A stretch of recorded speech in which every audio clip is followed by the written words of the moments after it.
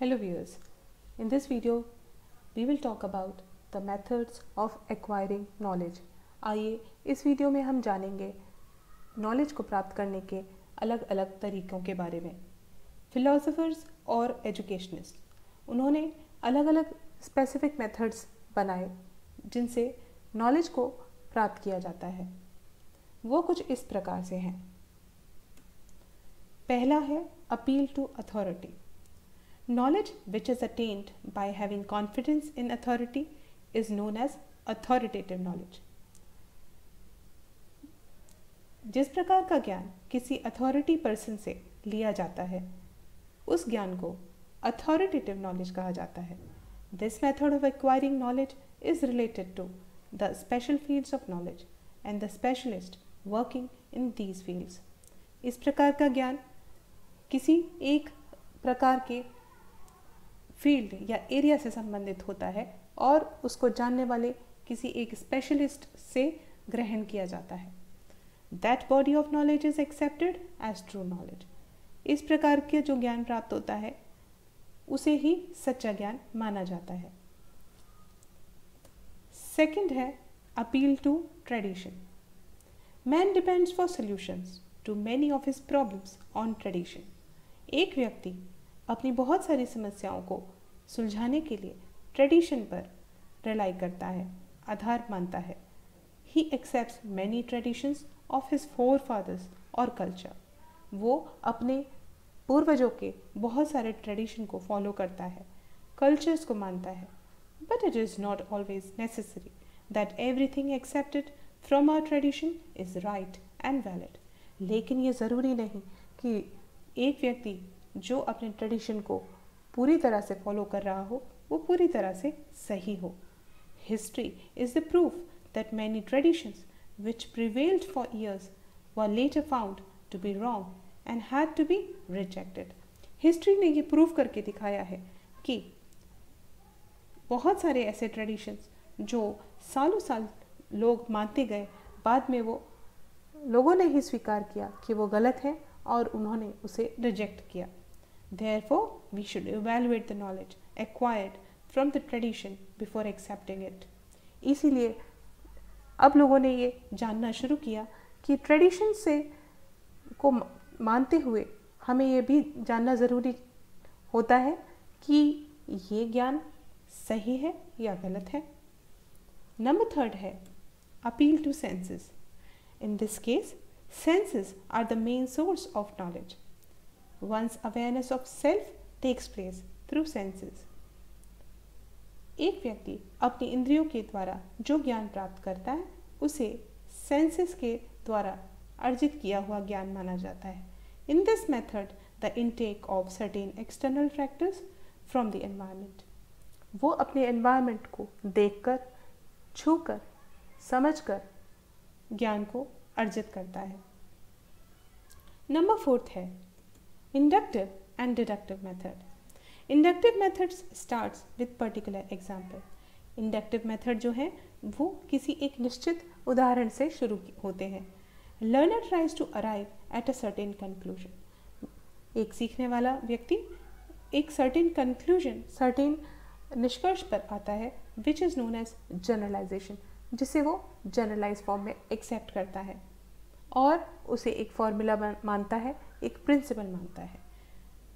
उसके दूसरे हाथ पर डिडक्टिव मेथड वो है जहाँ पे लर्नर जनरलाइज्ड या किसी रूल से शुरुआत करता है, किसी फॉर्मूला से शुरुआत करता है और फिर एग्जाम्पल्स को जानता है, एग्जाम्पल्स की ओर बढ़ता है।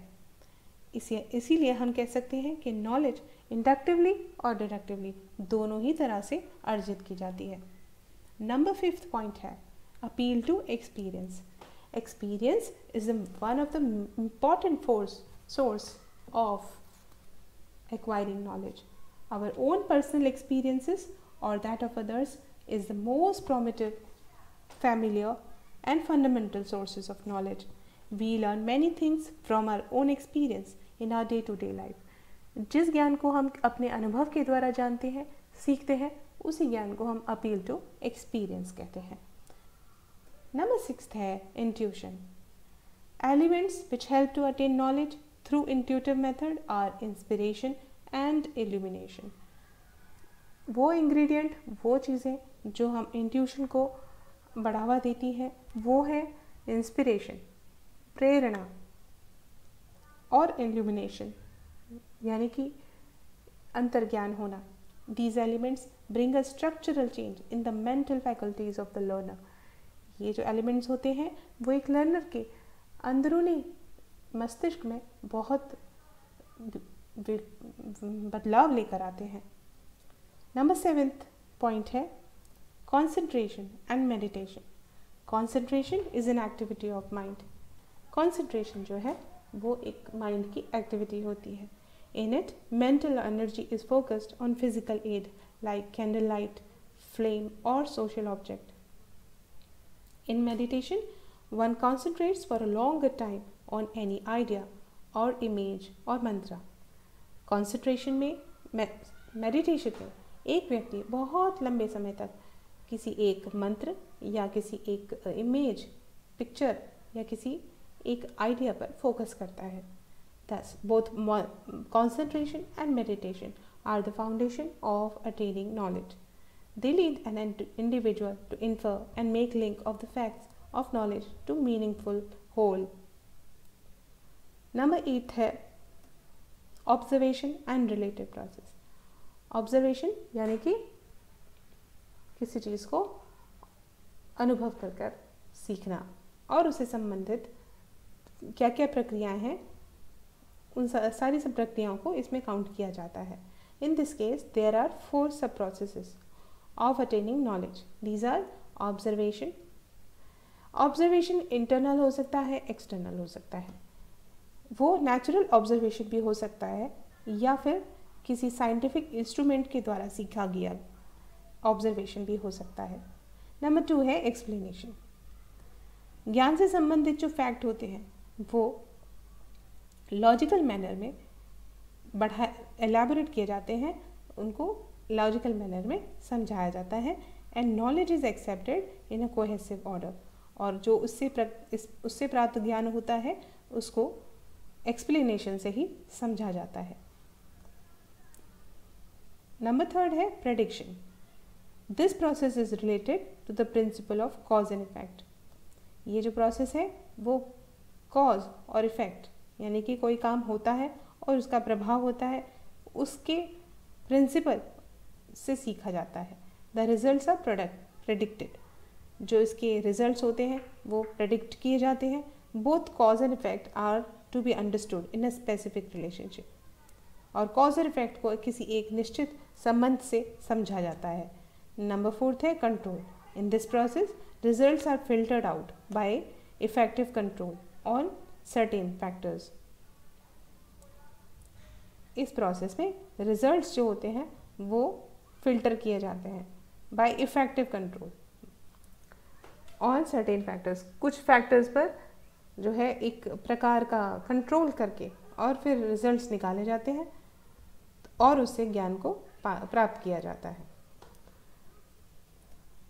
सबसे आखिरी जो एस्पेक्ट है वो है problem solving. This step involves the process of problem solving.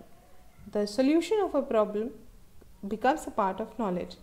Therefore, problem solving is an effective tool to acquire new knowledge. Problem solving ऐसी प्रक्रिया है जहाँ पर व्यक्ति को प्रॉब्लम को दिया जाता है, उस प्रॉब्लम के लिए व्यक्ति कुछ समय लगाता है, उसको अलग अलग एंगल से देखता है और फिर एक सल्यूशन के साथ आता है। एक ज्ञान प्राप्त करके उससे बाहर निकलता है। इस प्रकार से ये सारे एस्पेक्ट्स हैं जिनसे नॉलेज को एक्वायर किया जाता है। आई होप ये वीडियो आपको कुछ सिखा पाने में सक्षम हुआ होगा। मेरी गलतियों को क्षमा कीजिए और मेरे चैनल को लाइक और सब्सक्राइब कीजिए। आपका बहुत बहुत धन्यवाद। आपका दिन शुभ हो।